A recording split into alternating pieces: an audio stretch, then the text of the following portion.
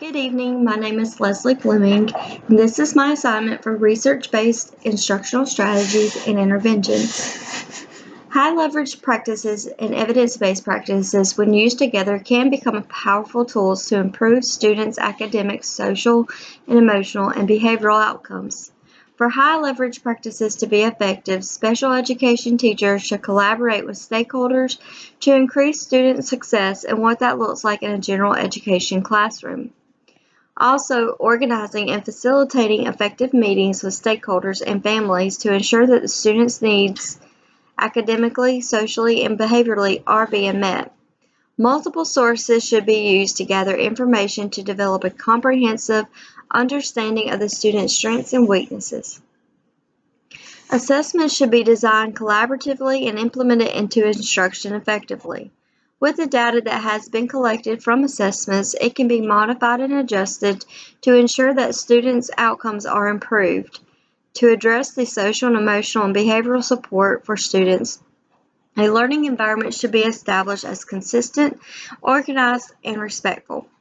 Teachers should always provide positive and constructive feedback to guide their students' learning and behavioral needs. High leverage practices with instruction should address long and short-term learning goals. These goals should be designed systematically with instruction towards a specific goal. Curriculum, tasks, and materials should align with the specific learning goals. Teaching should include cognitive and metacognitive strategies with scaffolding support to enhance learning and independence for students. Evidence-based practices for special education or instructional strategies that are supported by research and professional expertise to support the learning and behavior of students with disabilities. Evidence-based practices are often focused and appropriate for students at different developmental levels. Evidence-based practices are supported by rigorous, high-standard research replicated with positive outcomes and backed by their effects on student achievement. They have proven outcomes for students' performance and can make finding and implementing an effective practice less frustrating for all involved. As teachers collaborate their expertise on content knowledge with explicit instruction and practices, programs that are supported by research and data, students growing academically is increased.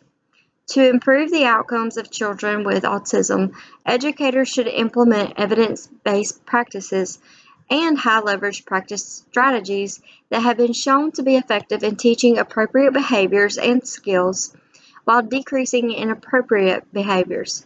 Some examples include functional behavior assessment and naturalistic intervention. FBAs are a systematic collection of information about an interfering behavior designed to identify functional contingencies that support the behavior. FBA consists of describing the interfering or problem behavior, identifying the antecedent or consequent events that control the behavior, developing a hypothesis of the function of the behavior, and/or testing the hypothesis. Naturalistic interventions are strategies that occur within the typical setting, activities, routines in which the learner participates. Teachers and service providers establish the learner's interest in a learning event through arrangement of the setting, activity, or routine, provide necessary support for the learner to engage in the targeted behavior, elaborate on the behavior when it occurs, and/or arrange natural consequences for the targeted behavior or skills. Examples of EPBs or HLPs that can be used to support students with low incidence disabilities during instruction are communicating skills directly and clearly for students to be able to comprehend easily, establishing goals for students that focus on learning objectives and that are attainable for students that encourage academic achievement and growth. High leverage practices are preferred when teaching social behaviors, self-management, communication, and interpersonal skills. They are also preferred when conducting functional behavior assessments to develop individual student support plans. HLPs are also preferred when explicit instruction is being taught that includes modeling and scaffolding. Evidence-based practice is preferred in task analysis, technology-aided instruction and intervention, and prompting.